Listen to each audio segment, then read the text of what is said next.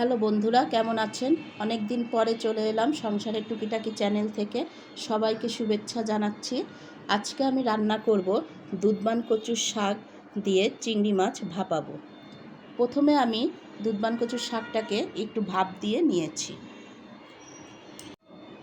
প্রথমে আমি হলুদের গুঁড়া দিয়ে দিলাম, এরপর মরিচের গুঁড়া দিয়ে দিলাম, কিছু কাঁচামরিচ দিলাম।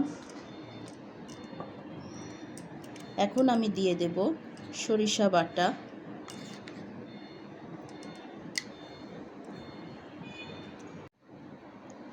এরপর দিয়ে দিচ্ছি নারকেল কোড়ানো,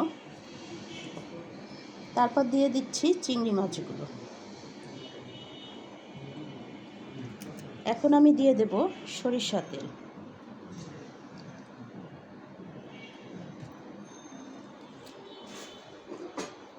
দিয়ে দিচ্ছি লবণ। এখন আমি সব কয়টাকে একসাথে মাখিয়ে নেব।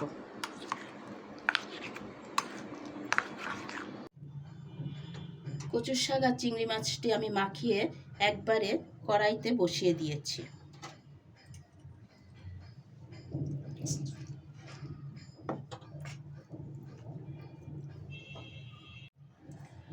এখানে কোনো জল ব্যবহার করব না। শাকটি এখন আমি ঢেকে দিচ্ছি।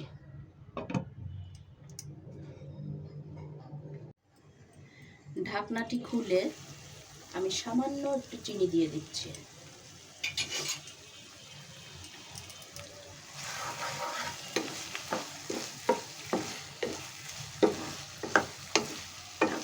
প্রায় হয়ে গিয়েছে আমার রান্নাটি। হয়ে গিয়েছে আমার দুধবান কচুর পাতা দিয়ে চিংড়ি মাছ ভাপানো।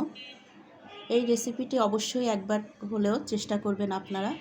আশা করি ভালো লাগবে। এত সময় ধরে আমার ভিডিওটি দেখার জন্য সবাইকে ধন্যবাদ।